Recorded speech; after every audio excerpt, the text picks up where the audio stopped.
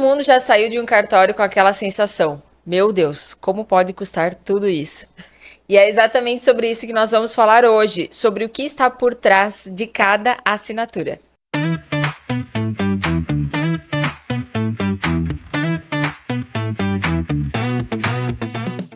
Sejam bem-vindos a mais um episódio do podcast Conexão Financeira. Eu sou Ivana, consultora financeira e host do podcast.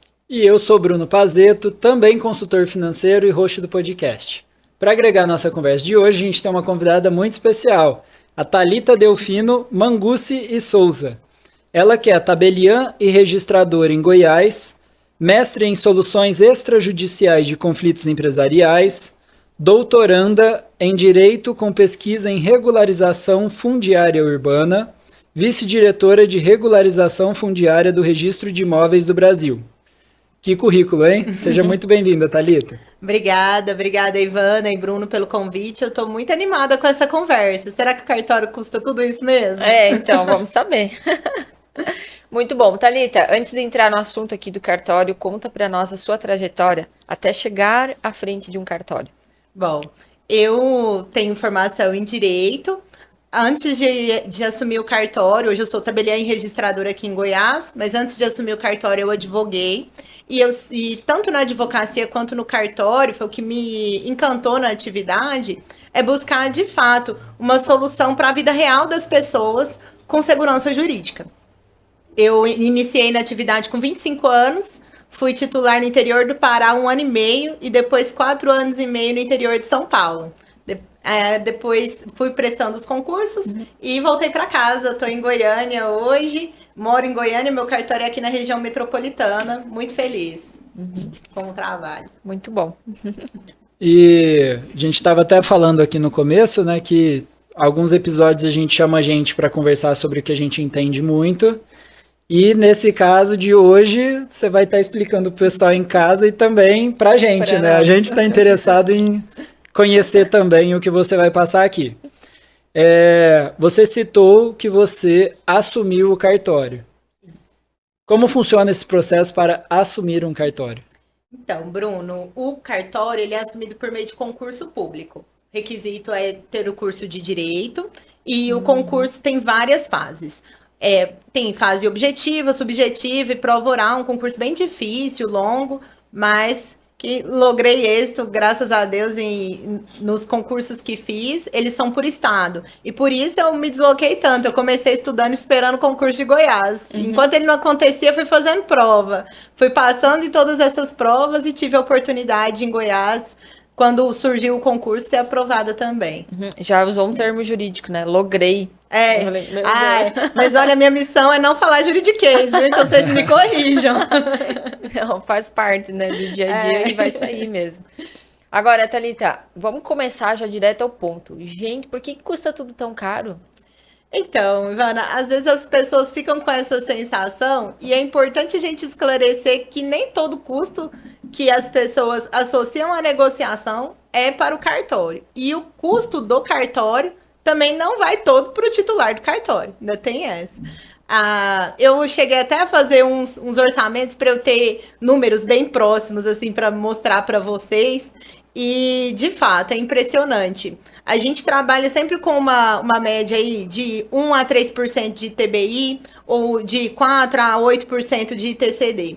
O cartório, o valor dele é por faixas. Cada estado tem a prerrogativa de cobrar de um jeito, né? Os valores são todos estabelecidos por lei e varia conforme o estado e conforme o valor do bem. Então, quanto mais caro é o valor do imóvel, menor é a participação do cartório em relação àquela operação.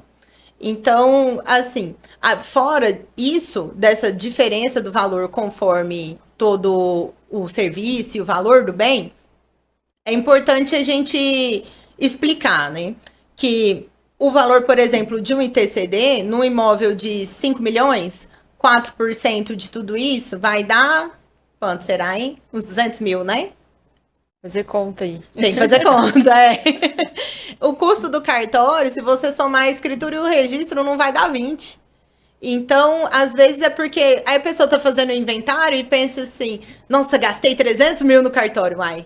No cartório, não. Na operação toda, talvez tenha gastado. Mas a participação do cartório nisso tudo, ela é pequena, inclusive para a responsabilidade que ele assume. Quando a gente pensa no serviço do cartório, ele tem ali, naquele valor, embutidos os fundos estaduais, que cada estado cobra. Aqui em Goiás, gira em torno de 25% do valor que a gente arrecada, a gente repassa para o estado, para o Ministério Público, para o Judiciário, também para compensação de atos gratuitos. O ISS também incide sobre o nosso serviço. Então, tem várias coisas. Aí, o que sobra os outros 75%, a gente tem tecnologia embarcada no cartório, o custo operacional, folha de pagamento, aluguel, tudo isso, a qualificação e principalmente a responsabilidade que a gente assume, porque a responsabilidade dos atos, ela é diretamente nossa. Então, por isso existe um cuidado muito grande na hora de entregar um resultado para o cliente. Você focou bastante na resposta em questão de bens, assim, patrimônio, Sim. né? E imóveis e tudo mais. Mas tem um valor fixado também por estado para documentos no geral? Tipo, uma certidão de casamento, documentos assim, uma correção poxa, minha certidão de nascimento está com uma correção, precisa corrigir. Sim. Eu acabei falando mais de imóveis porque vocês são consultores de investimento, acho que lidam mais com isso. Mas tem também esses outros serviços. Até aí o Bruno se casou recentemente, né? Falou, Thalita, o cartório custou um dinheirão. Mas assim, e aí eu falei, Bruno, mas eu guardo documentos de casamentos que aconteceram em 1916. Eu acho que R$1.000 tá barato, hein? Para daqui 200 anos os seus netos terem o mesmo documento, guardadinho, digitalizado, a um clique de ser acessado. E é isso que acontece. O valor das certidões, dos registros, todos eles são de fato por estado. E os valores são muito diferentes, né? A gente vê assim que cada atividade, isso é bom explicar. Às vezes a pessoa fala assim, mas qual que é a diferença de um cartório para o outro, né? O cartório de notas e tabeliã e registradora, qual que é a diferença desses? E eu falo que o meu cartório, ele é um ofício único. Então, eu tenho 5 cartórios dentro de um só. E aí, o que faz o casamento é o registro civil das pessoas naturais. Ele tem uma série de faixas de preço. Até porque, como ele não é em relação a bens econômicos, né? São ligados à existência da pessoa. Então, é um valor fixo. Não tem alteração em relação a nada econômico aferível ali. Então, é um preço para o casamento, um preço para o casamento em diligência. E aí, a diferença, por exemplo, do nosso trabalho é que, em relação ao registro civil das pessoas naturais, que é onde se faz casamento, registra nascimento e óbito, o nascimento e o óbito são gratuitos. E aí é uma engrenagem que precisa funcionar. O cartório que cobra o serviço, que tem serviços que são pagos, repassa um pouquinho daquilo que ele é pago para fechar a conta do outro cartório, compensados gratuitos, essenciais para a cidadania. Então, tem todo um sistema de retorno de políticas públicas que são envolvidas também, e tudo sem custo para o Estado. Quem paga a conta é sempre o cartório. A população, né, junto, para poder o cartório funcionar. Mas é isento de custo hoje uma certidão de nascimento? O registro do nascimento e a primeira certidão. E hoje, inclusive, antes a pessoa tinha que ir na Receita Federal e emitir o CPF, né? Hoje o cartório já emite o CPF junto. Hoje a criança nasce, assim, cidades maiores têm até o que a gente chama de unidade interligada. Você recebe a alta do hospital com a certidão da criança na mão e não custa R$1. Você já sai dali com tudo prontinho. Então, para isso funcionar, tem todo um sistema por trás para conseguir que um cartório de registro civil das pessoas naturais seja sustentável. E aí as certidões seguintes, elas são cobradas, né? Para arquivamento e tudo mais, envolve a responsabilidade do cartório, né? Bom. E você citou aqui que quando na questão da sucessão ali, né, quando vai, ou quando até vende um imóvel, tem TCMD, ITBI, a pessoa tem diversos custos, mas só um pedacinho daquilo lá vai de fato para o cartório. Isso. Do que vai para o cartório o que vai para cada coisa, por exemplo? Tá. Aqui em Goiás, e aí a gente depende. Por exemplo, no estado da Bahia, mais de 50% do valor que o cartório cobra vai para o Tribunal de Justiça. Aqui em Goiás, 10% são 24,25% do valor é pago em taxas. 10% vai para o Tribunal de Justiça, 9% para o Fundo do Ministério Público, 5,25% vai para o Estado. Aí existe também a taxa judiciária, que pode chegar dentro de uma escritura, por exemplo, de R$9.000, esse é um valor fixo. Ela é cobrada 575, salvo engano, do valor. É uma taxa judiciária. Mais o ISS. Na minha cidade, o ISS é 2%, mas ele pode ir até 5%. Uhum. Então, assim, dos 9.000 que a gente cobra ali numa escritura que seja de um imóvel mais caro, o que entra mesmo para o cartório vai ser uns 5, 6 mil. E disso é que a gente arca com todos os custos, todas as responsabilidades, e depois chega a remuneração do tabelião. Uhum. Thalita, fala um pouco mais dessas responsabilidades. Tipo, o que é a responsabilidade do cartório e em que momento que ele pode ser penalizado? O que pode dar errado? Olha, nossa, pode dar muita coisa errada, sabe? Assim, cada cartório tem o seu serviço, né? Tem um tipo de serviço diferente. Então, por exemplo, no registro civil das pessoas naturais, quando é feito um registro de nascimento e aquele registro foi errado, houve um erro ali de determinação do gênero, por exemplo. Grafou o seu nome como Ivan, em vez de Ivana. Uhum. Aí você só descobriu isso daí muito tempo, quando foi tirar uma segunda via da certidão. E o seu nome estava errado, ou o seu gênero estava como masculino em vez de feminino. Uhum. Isso pode gerar, inclusive, uma responsabilidade civil, uma ação de indenização pelo constrangimento que você sofreu ou qualquer outra coisa assim. O cartório tem obrigação de corrigir esse ato. Se foi um erro do cartório e não da declaração, por exemplo, dos seus pais, o cartório corrige isso tudo sem custo. Uhum. E aí, eu tô falando de um dano bem menor do que faltar uma certidão negativa de débitos numa operação de uma venda de uma fazenda de 20 milhões. Aí, a hora que terminou o registro, chega um arrolamento sumário. Chega um dano ambiental, uma multa ambiental que estava correndo ali. Se o cartório, né, o tabelião não teve o cuidado de verificar a documentação, ou tinha, às vezes, uma indisponibilidade, que a gente chama que é uma averbação, que o juiz manda para travar os bens da pessoa. Uhum. E aí o juiz mandou, chegou no cartório, o funcionário do cartório não se atentou e não fez constar aquela ordem do juiz lá na matrícula. Aí a pessoa pegou a certidão, usou aquela certidão para fazer uma escritura achando que estava tudo certo. A hora que ele chega para registrar, bloqueado. De quem foi o erro? Se o erro foi do cartório, a gente se responsabiliza, a gente indeniza. E isso numa venda de 100 mil ou de 10 milhões. Uhum. Então, tem toda essa responsabilidade que o titular do cartório assume em relação ao serviço dos seus colaboradores. Uhum. É uma responsabilidade objetiva que a gente chama. Uhum. Eu anotei aqui para a gente questionar sobre se existe uma tabela definida ou é o cartório que determina. Você já falou para nós que há uma tabela por estado, né? Isso. E quem determina é o governador do estado, porque você deu um exemplo que na Bahia vai 50% das taxas vai para o judiciário. Isso. E aqui em Goiás 10%, é uma diferença gigantesca.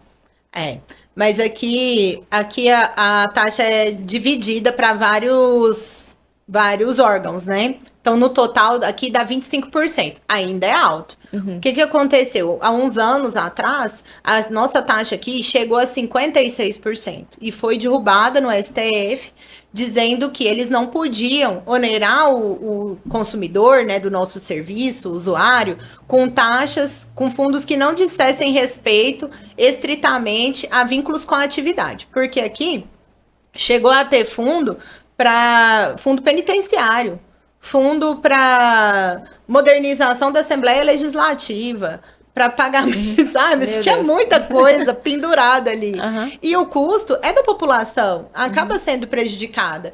Se a gente não tivesse fundo nenhum, meu serviço poderia custar 25% a menos.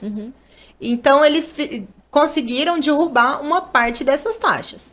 E aí, de fato, tem estados, essas taxas são dispostas por lei estadual. Aqui em Goiás, é a Lei 19.191, de 2015.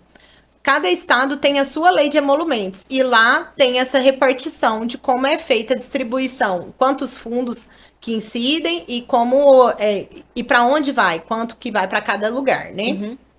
Tem estados que só tem 5%. Então, assim, a gente ainda existe essas diferenças, né? Bem grandes. E São Paulo está em quanto, mais ou menos? São Paulo está em 37,5% Só para a gente ter uma noção assim, de comparação, né? São Paulo, Goiás e Bahia. Isso.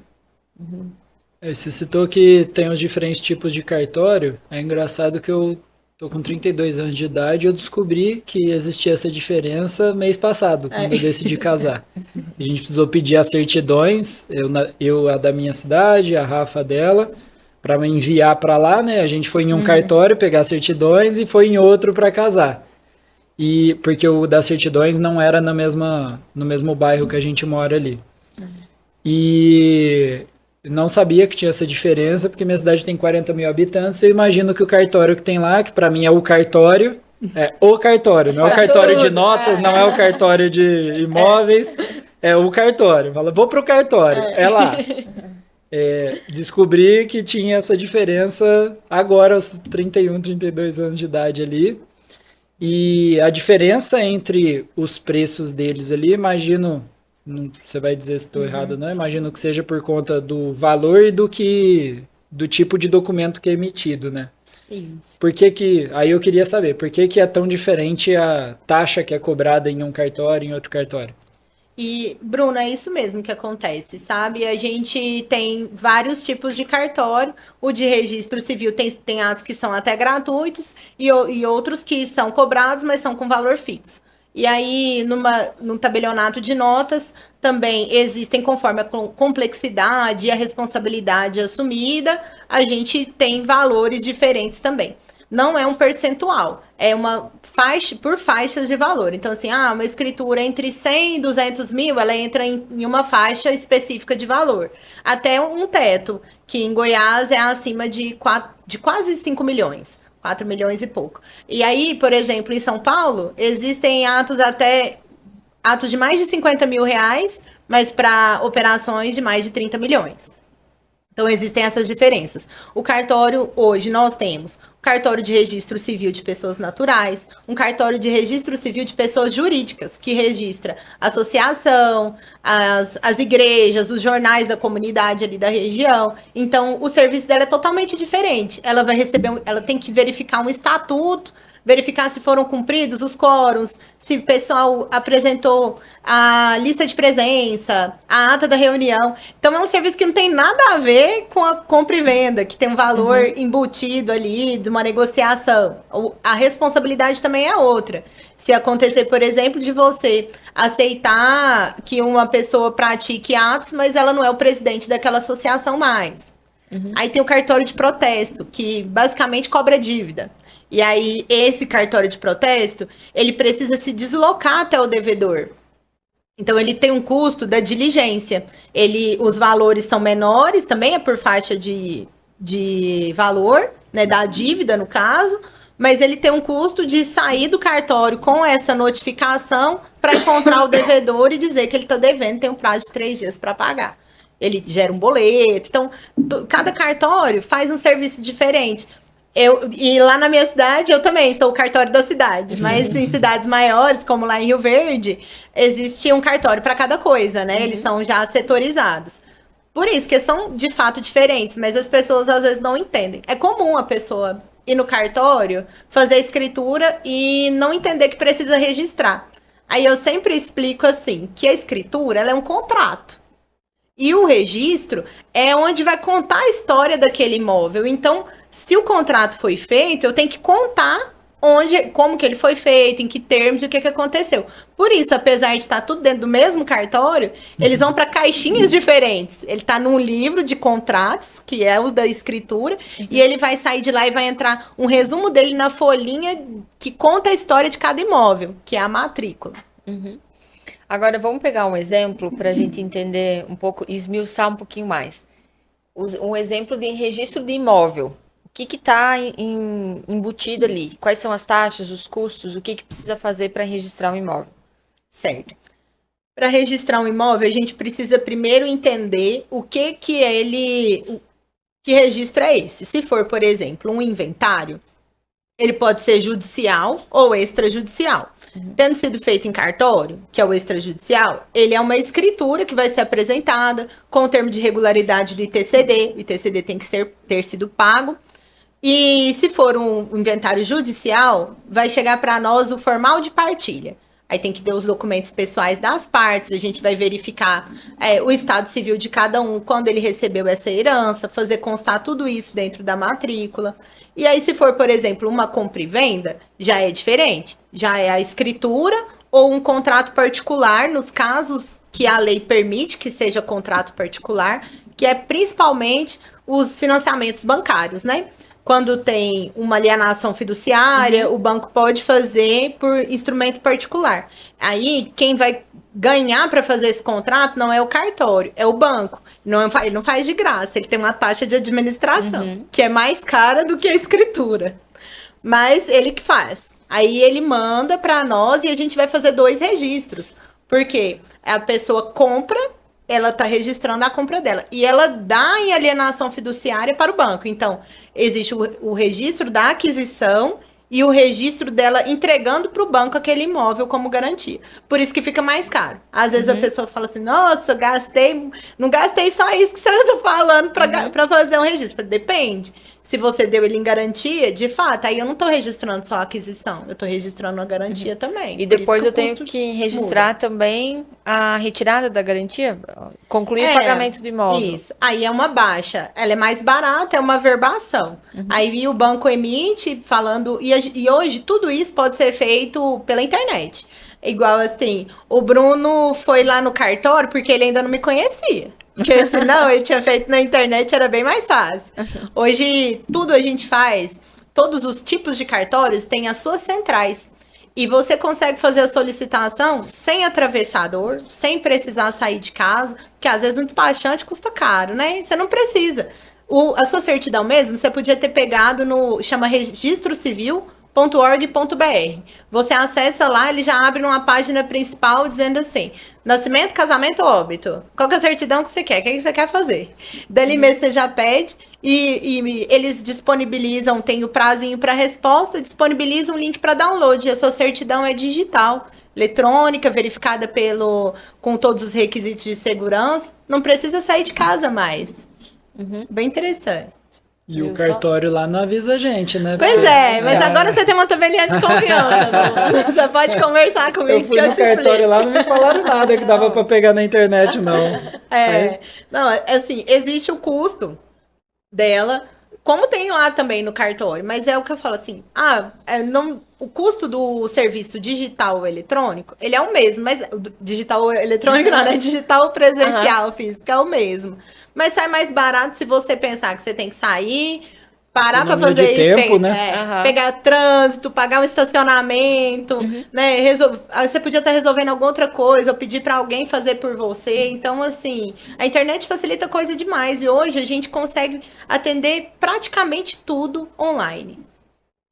É bem bacana. Muito bom. E aí, voltando no exemplo do registro de imóvel, tem muita gente que acha caro e aí não registra, né? Qual que é um risco de não deixar isso irregularizado? Nossa, são muitos riscos, viu, Ivana? As pessoas às vezes não entendem. E é comum mesmo o que você falou. Às vezes a pessoa fala assim, mas eu já fiz a escritura, por que eu preciso registrar? E aí a gente fala, olha, né, você fez o contrato, mas você não contou dentro do documento do imóvel que aquele contrato transferiu para você. Porque se você só tem o papel sem aquele registro, você não tem a propriedade. É aquela famosa frase, quem não registra não é dono, né? E é isso mesmo. Assim, num caso, às vezes a pessoa fica pensando só assim, não, o vendedor é de confiança, ele não vai vender para outra pessoa. Então eu vou esperar para fazer o registro, porque o registro tá caro e tal. E assim, pode entrar uma ordem de indisponibilidade, que é essa determinação que vem do juiz e manda bloquear bens se a pessoa tiver algum problema com o fisco, né, de problema de impostos ou até problema ambiental. E aí, às vezes a pessoa pensa que o risco corre só para um lado, mas ele corre para os dois. A gente pensando aí em imóveis rurais, por exemplo, é comum fiscalização ambiental, né? Que a fiscalização ambiental é sempre muito severa. Quando ela vai para fazer uma fiscalização, ela vê quem é o dono do imóvel. Aí o vendedor tá lá descansado. Ele fala assim, não, coitada da Ivana, comprou meu imóvel, mas ela tá sem dinheiro para fazer o registro. Deixa ela fazer no tempo dela. Se a Ivana desmatar errado, quem leva o chumbo sou eu. O vendedor, porque o imóvel ainda tá no meu nome. Então eu assumo as responsabilidades. É um problema para os dois. E às vezes as pessoas não entendem isso. É bem importante entender o risco que você está correndo. Porque é o seu patrimônio, às vezes é o trabalho da sua vida inteira que está ali e você está se expondo a um risco desnecessário. Porque hoje o cartório passa cartão, parcela, resolve o problema das pessoas, sabe? Então dá para se programar e fazer o registro quanto antes. Até porque o preço aumenta. Todo ano, a correção dos valores acontece. Aqui em Goiás, a correção se dá pela mesma forma que os impostos. Então, a gente passa por uma correção dos valores. Quanto antes você fizer, mais barato e mais seguro. Importante. Aí você citou a questão da responsabilidade sobre o imóvel ou a fazenda ali, né? Mas o mesmo acontece com o carro. Sim. A pessoa vende o carro, não oficializa nada e a pessoa que pegou o carro fica tomando multa lá no radar e tudo mais. E é bem isso mesmo que acontece. É que as pessoas às vezes não entendem o risco. Quando acontece com o carro, a pessoa já sabe logo, né? Fala, nossa, eu vou transferir antes que alguém pegue uma multa no meu nome, eu perco minha carteira. E no imóvel que você corre o risco de perder seu imóvel? É muito pior, né? É muito mais arriscado. Thalita, uma dúvida que eu tenho, que é uma dor que eu senti, tá? A minha família está em processo de cidadania italiana. Ah, que legal. Então, muito legal, mas muito trabalhoso. Juntar documento e tudo mais. E a gente passou um período gigante de tempo ali corrigindo o documento. Sim. Tinha muito erro. No meu avô, nos documentos da minha mãe. E tinham coisas assim que o sobrenome da minha mãe estava errado na minha certidão de nascimento. Só na minha. Das minhas irmãs todas estava certo. Na minha estava errado e tive que corrigir. Como é que funciona isso? E a gente entende que antigamente não era digital, né? Era a pessoa entender a letra um do outro. Era por isso que tinha tantos erros? Por que acontecia tanto? Era por isso e vários outros fatores, assim. Eu também passei por essa mesma situação no processo da cidadania e tive que vir corrigindo desde meu trisavô, o casamento, o nascimento. Aí no nascimento tava com um nome, ele já tinha mudado no casamento, no óbito eles já fizeram com 2 Cs, o que era 2 Ss, e que veio da Itália como 2 Es. Então, virou uma salada, sabe? E a gente tem que ir explicando para o cartório entender o que era o erro. Porque às vezes, assim, eles entregaram uma documentação, o cartório faz com base na documentação que foi entregue na época. E aí, se o do nascimento, do casamento da sua mãe, emitiu a certidão dela de forma errada, virou um erro no seu registro de nascimento. E aí vai virando uma bola de neve.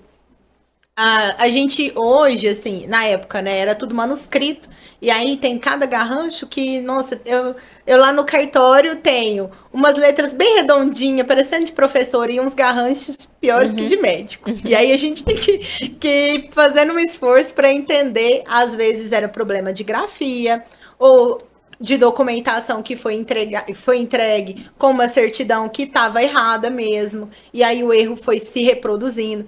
Hoje a gente tem tudo digitalizado. O meu cartório é um cartório que tem tudo no sistema. Eu tenho sistema eu acesso todas as matrículas que estão digitadas. Então, assim, ficou muito mais seguro, muito mais fácil. E, de fato, você só conseguiu fazer toda essa linhagem aí, genealógica, porque tinha o cartório. Lá na Itália, não sei se você já passou para documentação lá na Itália, Já. pela prefeitura. E lá na prefeitura é bem mais demorado e mais difícil. A gente demorou muito mais lá do que aqui. Porque aqui os serviços são privados. Lá é mais um setor da prefeitura. E aí as coisas rodam em outro ritmo.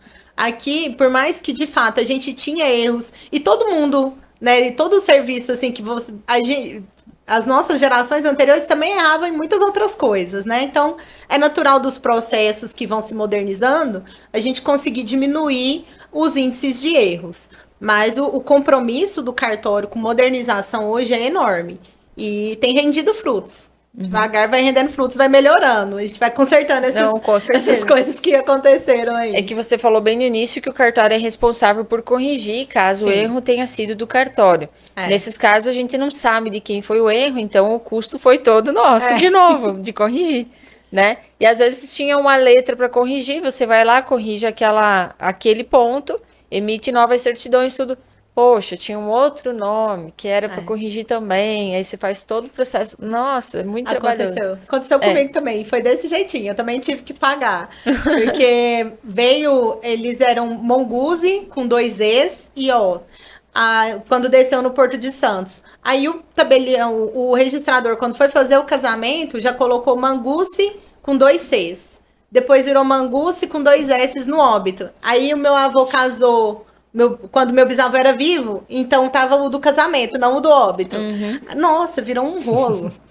Mas deu certo, sabe? Tem que ir tendo paciência, porque o próprio cartório não tem como a gente adivinhar. Se foi feito com aquele documento, como que ele vai saber qual que é o certo? E assim, o índice de analfabetismo era muito grande, as pessoas não tinham a escolaridade que tem hoje, né? Até o próprio usuário, porque assim, se na época o meu trisavô fosse, né, alfabetizado, meu bisavô, não eram pessoas, eram camponeses que não tinham tanto acesso. Então, para ele, o cartório falou, tá falado, assina, nem viu. O cartório não sabia que estava errado, ele também não prestou atenção, não conhecia direito, e a coisa só vai virando uma bola de neve mesmo. E antigamente nem tinha um documento de referência também, eu acho que era só a fala da pessoa, né? Sim. Eu ia lá e falava, Manguce, aí o cara do cartório falava, mas é com 2 S ou 2 C? Aí nem sabe. Aí, por orgulho, para não falar que não sabe nem nada, com 2 C. Aí saía com 2 C. Nem sabia que ia dar problema depois. E eu falo um pouco disso porque a gente deduz que o meu avô, ele tenha mudado o sobrenome dos filhos. Aconteceu assim, ó. Meu sobrenome, meu pai é Bosa. Escreve B-O-S-A. Meu avô, meu pai, filho mais velho, foi registrado assim. Provavelmente as pessoas falavam Bossa, né? Porque tinha um S ali e não falavam o som de Z.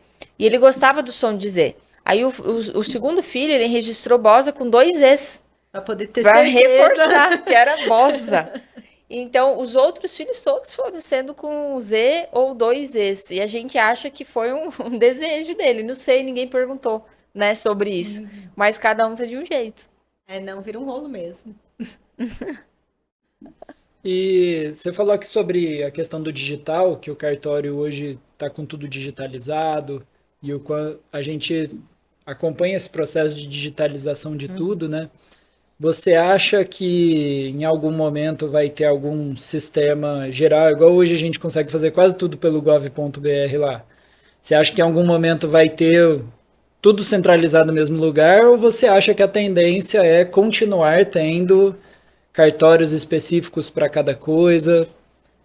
A gente vem trabalhando para juntar as coisas, mas assim, cada um com o seu setor, porque de fato é muito diferente assim, o serviço do protesto de cobrar uma dívida do outro que é de casar. Então, assim, são documentos, requisitos, é tudo muito diferente. Os cartórios, o que hoje existe já? Todos os cartórios de registro civil estão unidos dentro de um sistema que é a Central de Registro Civil. E aí lá pelo site, lá registrocivil.org.br, tudo que você precisar de cartório de registro civil do Brasil inteiro, você já consegue ali.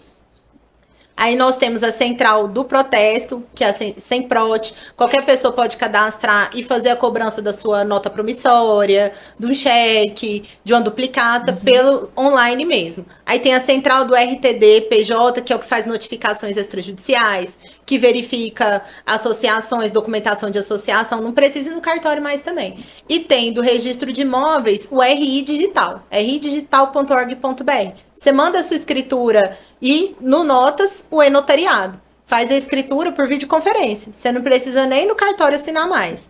O certificado digital é gratuito, como o do Gov, mas ele é mais seguro que o do Gov. E você consegue assinar as escrituras públicas, qualquer coisa que você fizer, você usa aquela assinatura que fica guardada dentro do seu celular.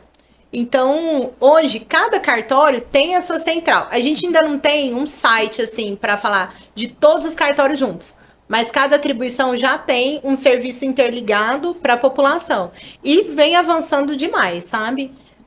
Cada vez mais a gente tem novos serviços. O e-notariado mesmo é a plataforma dos cartórios de notas. Porque é isso, o cartório de notas já lida o quê? Com contrato, com assinatura.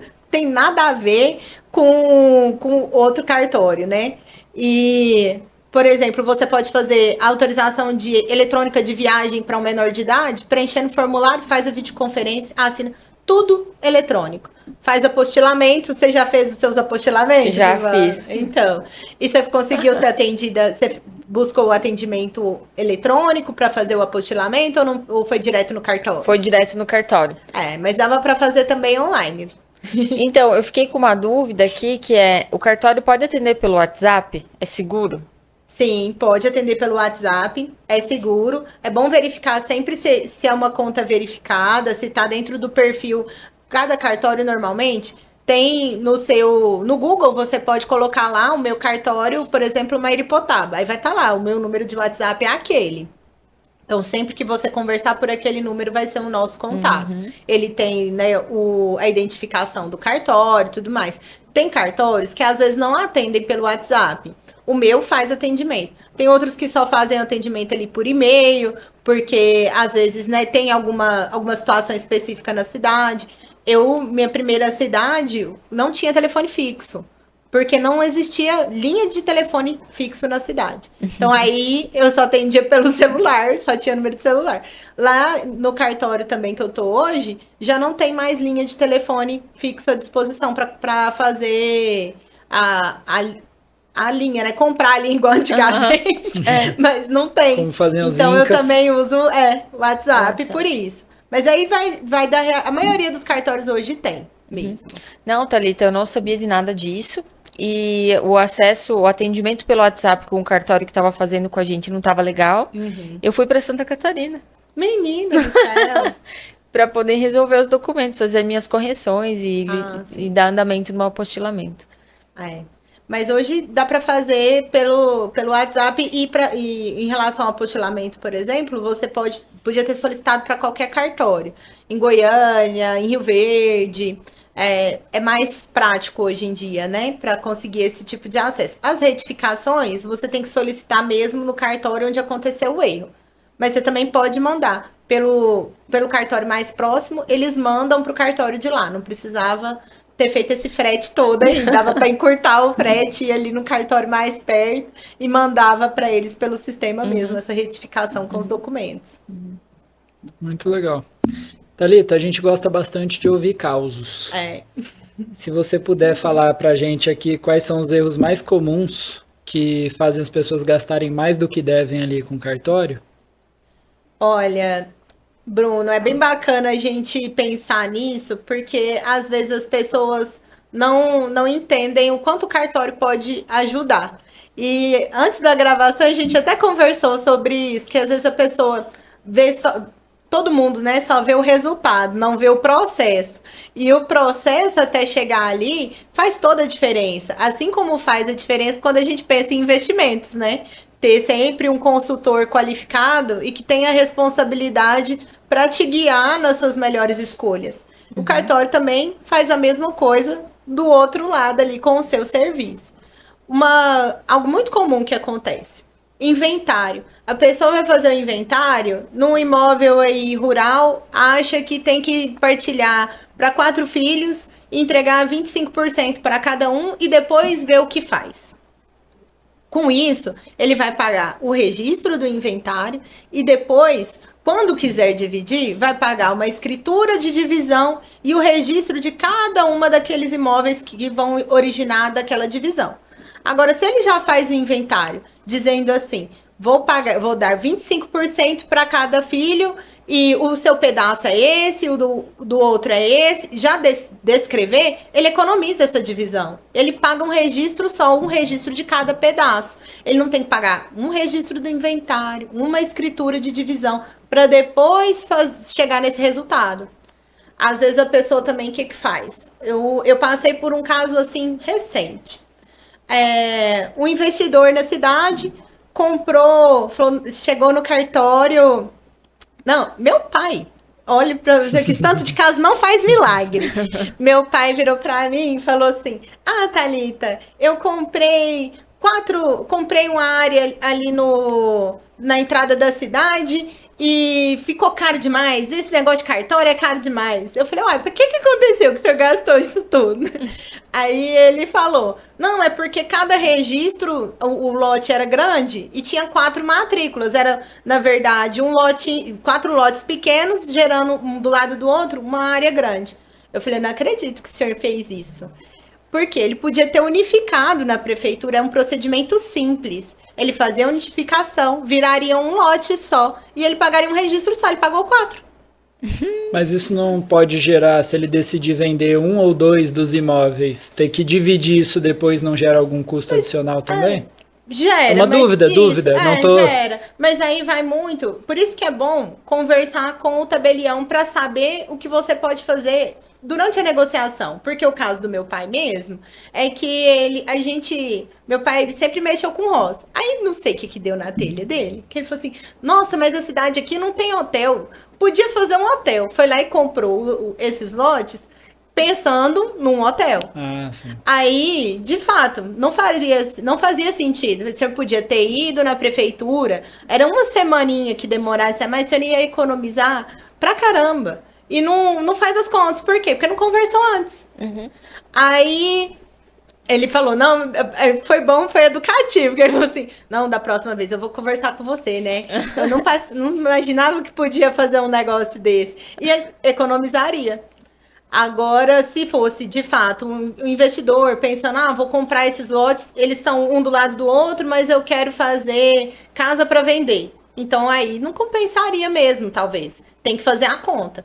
Porque se a taxa lá na prefeitura for, por exemplo, R$100, R$200 para fazer esse desmembramento e esse remembramento depois, mas você vai economizar 20 mil, compensa. Demora um pouquinho mais, depois se eu precisar voltar para o jeito que era, eu volto. Talvez compense. Por isso é bom a gente sempre conversar. Que aí dá para traçar, conforme aí o perfil do investidor, como vocês fazem, né? A gente traça a rota e consegue direcionar. Falar, no seu caso, vai compensar fazer uma unificação do lote, porque seu investimento não é separado. Ou mantém assim, ou faria, se fizesse 2 lotes, já ia economizar na hora do registro, seria 2 registros em vez de 4. Tem tudo isso. É bem importante, às vezes as pessoas não têm noção do que pode ser feito dentro do cartório, né? É engraçado essa questão que ressalta muito a importância do profissional aconselhando, né? Que a gente passa muito por isso também. Às vezes a gente reúne com uma pessoa ou fala sobre o nosso trabalho com alguém e a pessoa, legal, mas não vou contratar ainda não. Procura a gente 1 ano depois para contratar. Na hora que a gente vai pegar a carteira da pessoa, tá com vários ativos que não dá para entender por que a pessoa colocou lá. E na hora que vai ver de sair do ativo, ou ela não sai do ativo e futuramente dá algum problema, aquele problema que se ela tivesse contratado 1 ano antes, teria o que a gente ia ter evitado ela ter de prejuízo pagaria 10 anos de consultoria. E a pessoa, para economizar um ano de consultoria, perdeu 10 anos de consultoria em valor ali no ativo, né? Mas é isso mesmo, assim. Assim como nos investimentos, né? O cartório, ele é isso. O principal trabalho dele, onde ele mais consegue entregar resultado, é prevenindo, é trazendo tranquilidade, estabilidade patrimonial, negocial para as partes. Acho que é onde a gente consegue trazer um resultado em que a pessoa não precise se preocupar com o que tem ali, né? E tem porque assim, imagino que da mesma forma que para cuidar das finanças tem bons e maus profissionais, imagino que tenham cartórios bons e ruins, profissionais bons e ruins dentro de cartórios espalhados pelo Brasil. Tem alguma forma de eu escolher um bom cartório, um bom profissional para me auxiliar com isso? Porque eu tenho certeza que eu posso ir num cartório e a pessoa não me dá esse insight que você deu para o seu pai. E em outro cartório a pessoa me dar esse insight que você deu para o seu pai, se eu tiver a mesma demanda. Tem alguma forma de eu filtrar isso, escolher? Sim. O cartório que faz as negociações é o cartório de notas. E esse cartório, você pode escolher o da sua confiança. Não existe uma exigência de ser o cartório da cidade. Então, assim, é possível você ter uma relação... hoje, você morar numa cidade e seu cartório de confiança, seu tabelião de confiança ser de outra cidade. Eu atendo amigos meus que são de outros estados e às vezes mandam mensagem: nossa, Thalita, eu tô com casa aqui, você faz a escritura para mim? Faço, pelo notariado até. Então a pessoa não precisa nem vir no cartório mais para poder fazer uma assinatura de escritura, dependendo de como for a situação da negociação. Então o cartório de notas é um cartório que você pode escolher o que você quiser. Agora, o cartório do registro de imóveis, ele recebe a documentação, então ele tem que ser o cartório da localização do imóvel. Mas aí o de casamento eu acho que também, né? Isso, o do local, o da habilitação, onde você vai fazer o protocolo do seu casamento, tem que ser o do seu domicílio. Mas você pode fazer a celebração em qualquer cartório do Brasil. Você pega o documento, e aí por quê também? Porque ele publica um edital, onde dá conhecimento para terceiros interessados de que o Bruno está casando. Será que ele já casou antes? Será que ele está casando 2 vezes? Ou qualquer coisa assim. Então, por isso, a natureza dele é que seja no domicílio dos noivos, para que a população, a comunidade que está ali envolvida, tenha conhecimento de que o Bruno está casando. Hoje, o que a gente chama esses editais de proclamas, eles são pela internet, então é mais fácil de qualquer pessoa saber. Mas a natureza do serviço, essa lei é de 1973. Vem passando por alterações, mas em 73 era importante sair no Jornal da Cidade quem que estava querendo casar e saber se essa pessoa já era casada ou não. Hoje a gente consegue saber isso pela internet, né? Até porque lá não faz muito sentido, que a gente mudou pra lá faz 6 meses. Isso, Eu tô com a Rafa há 4 anos, então... Mas antigamente a dinâmica não era assim, né? Sim. A pessoa nascia, vivia a vida inteira na mesma cidade, casava ali. Então, a razão de ser dessa territorialidade e dessa vinculação do registro civil vem lá de trás. Pode ser que daqui a um tempo a gente passe por alterações que não tenham mais isso também, que você possa fazer seu casamento, até a sua habilitação do casamento, em qualquer lugar. Mas a facilidade é que hoje também você manda pelo WhatsApp, né? Pelo e-mail, pela internet, você consegue fazer, pela central do registro civil, consegue fazer esses pedidos, então facilita bastante. Eu perguntei isso porque quando eu fui escolher qual cartório abrir firma lá em Vitória e tudo mais, entrei no Maps e aí alguns cartórios com avaliações horríveis. Eu falei, cara, tô com medo de chegar lá, ficar 3 horas parado, pagar o negócio, não receber documento, porque com feedbacks muito ruins lá nas avaliações. E aí foi quando eu descobri que tinha um cartório diferente para cada coisa, e eu fiquei, cara, agora onde eu abro? O que eu faço aqui, né? Acabei escolhendo um que tinha boa avaliação, só que para reconhecimento de firma, que eu tava precisando, né, fazer. Pro casamento, aí a gente teve essa demanda. Levei a Rafa no que eu tinha aberto firma, falei, já tenho firma aqui, vamos fazer lá. Aí chegou lá, eles, não, a gente não faz casamento aqui não, tem que ser lá no seu bairro. Falei, beleza, então. Aí a gente procurou o cartório e foi. Não, por isso mesmo. E vocês chegaram a fazer pacto antinupcial? Receberam as instruções para fazer? Não. Não tiveram interesse. Não tem. Mas é isso. Aí, por exemplo, isso acontece às vezes quando, num caso que vocês fizessem pacto antinupcial, vocês teriam que ir no cartório de notas, porque é um contrato, né? E aí esse contrato juntar lá no processo de casamento, que é no registro civil. Mas é isso. Você vê que a natureza do ato é diferente, né? Do pacto antinupcial. É um contrato. Por isso que ele é no cartório de notas. Para ser diferente do registro civil. E até uma garantia, sabe? De que você vai ser atendido por uma pessoa que tem uma visão diferente das coisas. Porque cada serviço tem uma visão diferente mesmo do que é feito ali, né? Do resultado que ele entrega. É bacana. Ô, Thalita, os documentos têm validade? Então, Ivana, depende. Assim, quando a gente está tratando, no caso do casamento do Bruno, ele deve ter pedido certidões atualizadas e aí tinha certidão validade. de nascimento atualizada. Isso, de nascimento atualizado. Por isso é a minha dúvida. Aí você pensa assim, uai, mas eu já nasci, pra que eu preciso dela atualizada se eu tenho certeza que eu nasci? Que Essa é uma dúvida real minha nesse exato momento. Isso. Só que o que acontece? Você chega lá e fala assim, eu sou solteiro. Aí o cartório, será que é solteiro mesmo? Vamos verificar então. Aí ele pede sua certidão de nascimento. Se ele pegasse sua certidão de nascimento, que você emitiu com 12 anos de idade, com certeza você seria solteiro lá. Mas e agora? Se você tivesse se casado antes, lá no seu certidão de nascimento, ia estar escrito, Bruno casou-se no cartório tal, com fulana de tal, e os dados do registro. Aí fala assim, aqui, ó, tem uma observação, você casou sim. Na atualizada. Na atualizada. E aí, por exemplo, chegou lá, tava só o casamento. Aí falou, olha, seu Bruno, o senhor não pode casar, porque eu já vi aqui na sua certidão de nascimento que o senhor não é casado sim. Aí você falou, não, mas eu larguei. Aí você tem que pegar sua certidão de casamento, porque lá vai ter o divórcio. Aí você vai lá e mostra, olha, eu divorciei, tá aqui, então eu trago a atualização de que eu já estou desimpedido para um novo casamento. Então, por isso, às vezes as coisas mudam. Um caso que já aconteceu com uma colega minha e me marcou muito. Nós estamos, até em março, nós fizemos uma campanha no registro de imóveis sobre proteção patrimonial para mulheres. Acontece, às vezes, da pessoa ir no cartório, fazer uma escritura de compra e venda. E aí, alguns estados não pedem a certidão atualizada para fazer a escritura. Aí ele chega lá e fala assim, não, eu sou solteiro. Não tem mulher não, eu sou solteiro. Fala, então tá bom, então ele é solteiro. Faz a escritura, só ele assina, registra lá, Bruno é solteiro. De repente chega uma... Usa outro nome agora para esse exemplo, senão vai dar problema em casa. Isso.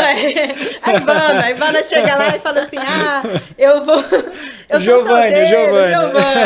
Sou solteira, não tenho esposa não, comprou o imóvel sozinha. Aí na hora de vender, ele vai lá caladinho. Brigou com a esposa, né? É casado, não contou no cartório. Vai caladinho, vai vender o imóvel que tá querendo dar no pé e pegar a casa só pra ele. Aí vem o cartório de notas. E aí, seu Giovanni, continua solteiro? Não, sou solteiro. Então tá bom, põe lá como vendedor. Vem o cartório de registro de imóveis. Cadê sua certidão atualizada? Mas pra quê? Se eu já nasci. Vai estar lá na certidão atualizada. Ele não é solteiro, não. Ele é casado. O casamento é com a Ivana, então ela tem que assinar essa venda. Aí fala, fui pego no pulo. É que para comprar não precisa da assinatura, mas para vender tem que ter a assinatura dos dois. Mas aí, Thalita, se nesse caso ele só tem uma união estável, não tem registro. É isso. Aí acontecem muitas lesões. E isso é muito perigoso. Porque aí que a gente faz uma assistência jurídica para que a pessoa faça uma escritura de união estável, ela pode registrar no cartório essa escritura de união estável, ela vai constar lá no nascimento dela que existe para produzir esses efeitos de publicidade. Porque se não produz os efeitos de publicidade, eu não consigo saber. E ele poderia vender E nesse ele poderia ter vendido se fosse uma união estável. Lesaria a companheira dele porque não tem o registro, não foi pro cartório. Aí a pessoa fala assim, que burocracia, pra quê? E tá correndo um risco de perder, às vezes, o trabalho de uma vida inteira. Então, às vezes a pessoa pensa, nossa, eu vou gastar aqui R$100 com essa certidão atualizada do meu nascimento, se eu já nasci e todo mundo sabe. Mas a segurança que ela vai trazer e a tranquilidade, e é para isso que o cartório tá aqui. Ele não tá aqui, às vezes a pessoa pensa que é uma burocracia. E por isso é bom a gente falar, sabe? Que o cartório ele é uma prevenção. Ele às vezes tá te pedindo ali um documento de R$100, uma versão atualizada da sua certidão, mas é para cuidar de você, é para cuidar da sua família, para saber o que tá acontecendo e garantir que não vai ter um problema depois. Porque esses casos aí, que a pessoa tá em união estável e vende, não tem publicidade, isso vira processo. E o processo, advogado cobra bem mais caro do que os R$100 da certidão. Mas aí só além do processo, né? De anos de briga judicial e um problema para a vida inteira. Mas só esse documento, então, que precisaria atualizar em função dessas particularidades. Todos os outros documentos não têm necessidade. Depende. Se eu não tiver nenhuma modificação. Assim, os mais comuns são a certidão de estado civil, para a gente ter certeza de qual é o estado civil da pessoa na hora da negociação, ou do casamento, ou qualquer coisa assim, e a certidão do imóvel. A certidão do imóvel, ela tem validade de 30 dias. E aí, ela também tem vencimento, porque todo dia chega coisa nova no cartório. Se você pega uma certidão atualizada, por isso é importante, e a gente sempre tem essa conduta lá no cartório, a gente pega a certidão, faz a escritura, e na hora de fazer a escritura mesmo, pega e confere. Pede uma certidão nova e vê se tá tudo certinho. Porque você já imaginou, se você vai lá, pega no cartório uma certidão hoje. Aí você tá com a sua certidão, tá negociando, fala assim, nossa, eu vou vender meu imóvel, vai dar tudo certo. Na terça-feira, no dia seguinte, chega uma ordem judicial porque você cometeu uma fraude ou alguma outra coisa, ou chega um embaraço ambiental em relação àquele imóvel. Ele não constou na certidão que você pegou hoje. Ele vai constar na certidão da semana que vem, do dia seguinte, porque a gente vai ter praticado o ato. Ou às vezes, e isso acontece às vezes com estelionatários, ele pega uma certidão do imóvel e vende para você. Ele pegou a mesma certidão e fez mais 2, 3 escrituras. Nossa. Porque não registrou a sua. Você não registrou. Ele pegou o mesmo documento e saiu vendendo o imóvel. Então, se você não faz o seu registro, ou se você na hora de fazer a escritura não se atenta à validade daquela certidão, não dá para você saber se aquilo ali é o que exatamente está acontecendo no momento. Porque todo dia pode entrar uma informação nova em relação ao imóvel. Aquele cartório, todo imóvel tem o seu número de matrícula, né? E dentro daquela folhazinha, vai guardando todo tipo de informação. Que vem do Poder Judiciário, uma ordem para penhora, vem de um órgão ambiental, uma servidão, qualquer outra negociação. Então, o quanto você tiver mais atualizado aquela informação, mais seguro para você. Por isso que ela vence. Não é porque a gente quer ganhar R$100 a mais toda hora, não. É porque muda e é muito perigoso. Assim, a responsabilidade é muito grande em relação à negociação, né? Entendi. Por isso. Muito legal. Agora, Thalita, vamos pensar que tem alguém que está com alguma coisa para resolver no cartório, né? O que ela deve se preparar antes de ir no cartório, pensando em economizar um dinheiro? Ou não gerar duplicidade de pedido? Economizar tempo também, que eu passei por isso. A gente foi pro cartório, só levou a minha certidão e a da Rafa. Aí chegou lá, moça, precisa da certidão das testemunhas também. E a gente nem sabia quem ia ser as testemunhas ainda, porque na nossa cabeça, no dia a gente chamava alguém, essas pessoas davam a documentação e assinavam lá. Aí a moça, não, tem que ter as testemunhas, eu preciso da certidão das testemunhas, pode ser digital. E essas testemunhas têm até 5 dias para virem aqui assinar também, depois que vocês derem entrada no pedido no agendamento. A gente, aí a gente marcou para outra semana ir lá, já junto com as testemunhas, para eles entregarem as coisas. E é uma boa pergunta mesmo, Ivana, porque assim, informação vale mais que dinheiro, mais que barra de ouro, né? E se você vai no cartório buscar informações, entre em contato pelo e-mail, pelo WhatsApp, né, por ligação, você encurta distâncias e facilita muito a sua vida. Todo mundo, assim, quando vai tratar dessas coisas, você tem lá a sua pastinha de documentos pessoais ou a sua pastinha dos documentos do imóvel. E é interessante levar os documentos que você tiver ou conversar com... Porque eu sei que tem gente que prefere ir olhar no olho, né? Ter mais segurança. Então, pode levar sua pastinha que a gente abre ela, vê o que tem, conversa, explica o que está acontecendo. Se você está fazendo uma negociação, antes de fechar o contrato, antes de firmar mesmo, vai lá no cartório. Ou entra em contato, manda uma mensagem, olha, eu quero saber o que eu vou precisar para escritura. Você consegue ver para mim se esse imóvel tá com tudo certinho mesmo? Porque aí você vai pagar um sinal e o negócio tá errado. Ou vai dar algum trabalho. Ou tem, às vezes, uma baixa de um financiamento para fazer. E aí, assim, a pessoa na hora que quer vender... É só facilidade, né? Não, tá financiado, aqui tem essa alienação fiduciária, mas eu já paguei. Não, mas isso aqui é fácil de resolver. Essa penhora aqui eu tô negociando. Falei assim, tá mesmo? Então traz a quitação. Então você já pediu a quitação? Às vezes a pessoa está confiando e precisa de um terceiro que olhe aquilo ali e fale, ó, você precisa ter cuidado, porque essa penhora aqui, ela é de um valor muito alto. Será que ele vai conseguir pagar ela mesmo para você conseguir dar baixa? Ou será que não é melhor você, então, assumir a responsabilidade de abater no pagamento essa penhora aqui para garantir que ela vai ser paga? Precisa entregar o dinheiro para ele sumir depois? O que você vai fazer? Falta isso, conversar. E o cartório, ele tá sempre aberto, ele é aberto para a população, não existe cobrança para fazer consulta, para conversar. Então, vamos conversar, vamos perguntar, porque é mais seguro do que chegar, às vezes, com um problema já tendo acontecido, né? Então, o cartório que atende por WhatsApp, dá para perguntar isso tudo antes. Sim. E depois só... É muito comum, às vezes, assim, o cartório ter até um checklist. Já te mandar uma relação. Falar assim, olha... Um PDF, quero casar. Já mandam, você precisa disso.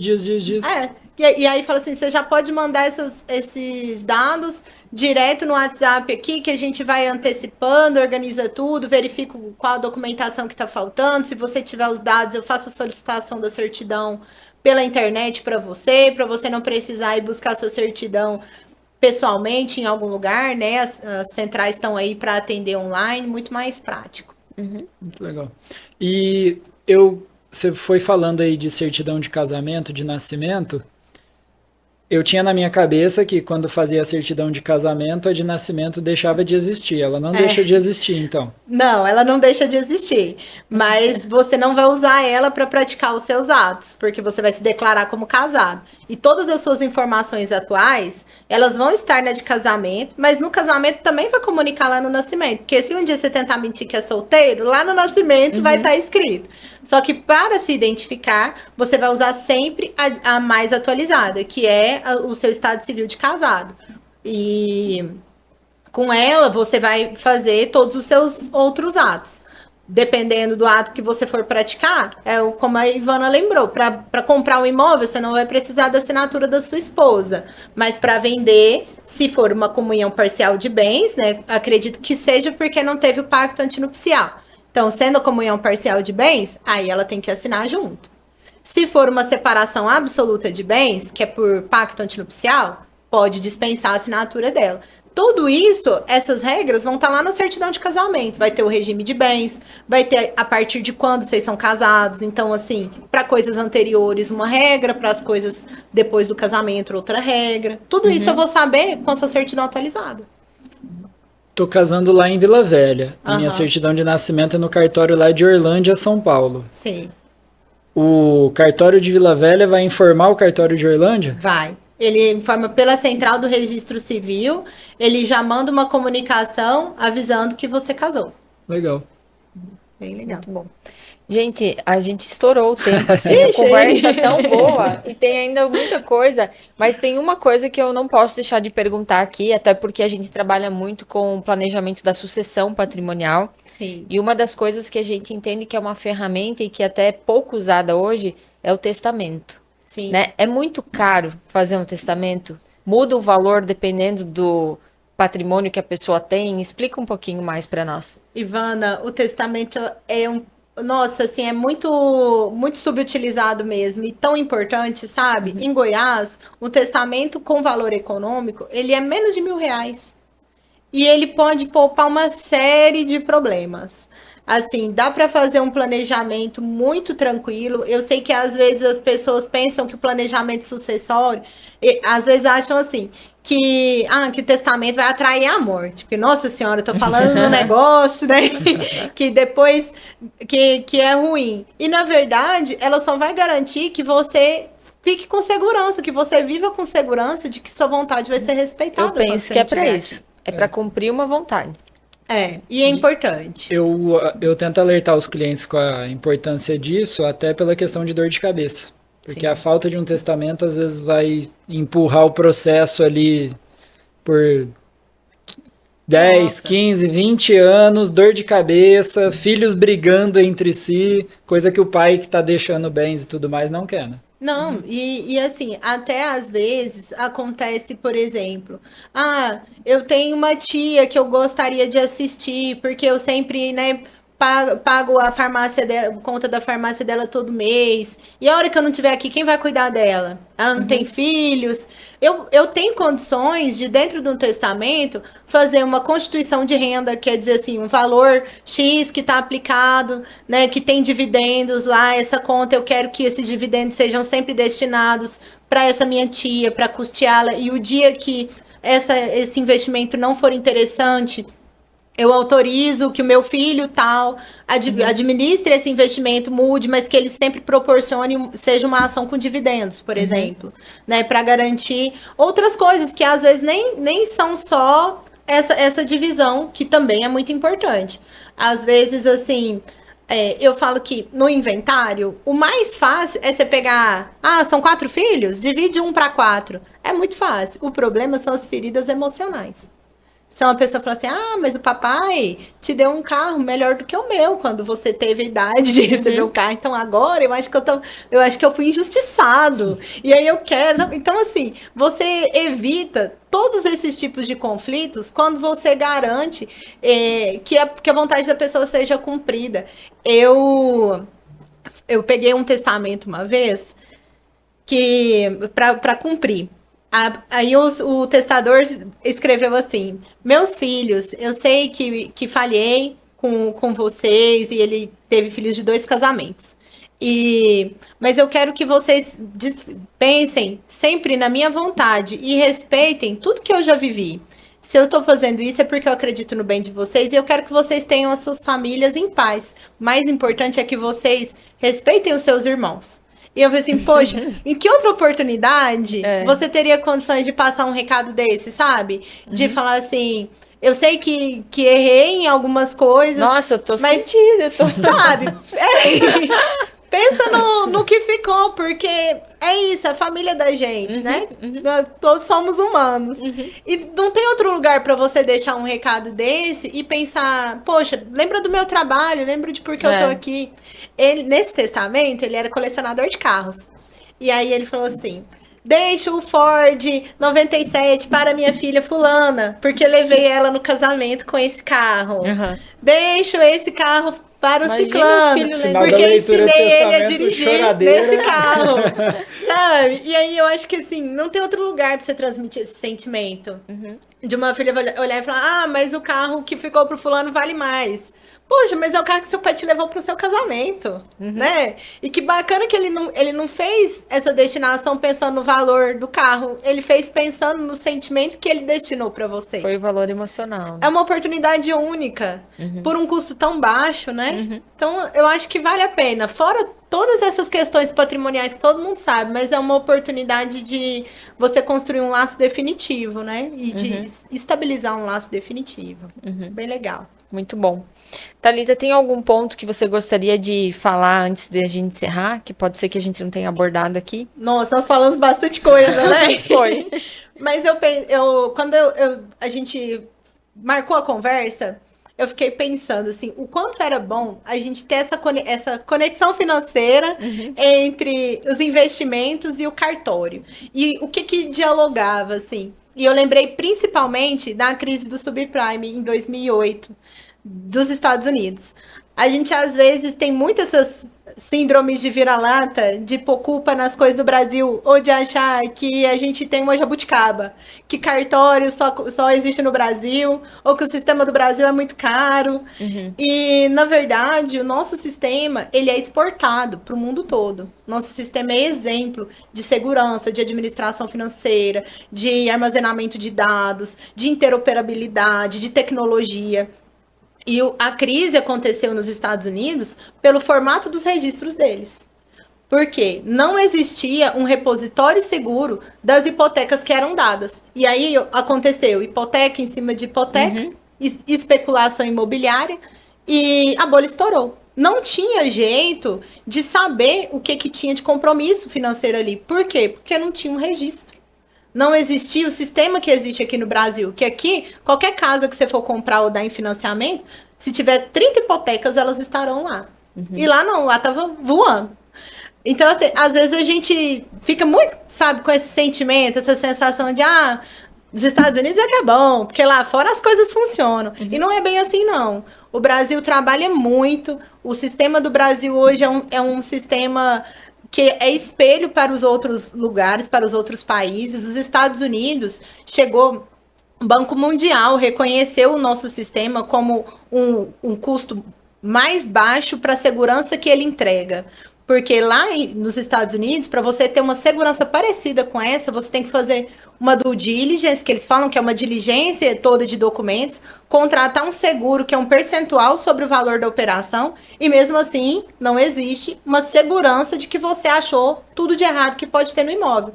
Enquanto aqui, você pega uma certidão pelo RI digital, e lá vai ter em tempo real, a certidão sai. O que tá lá tá valendo, o que não tá valendo. E é isso.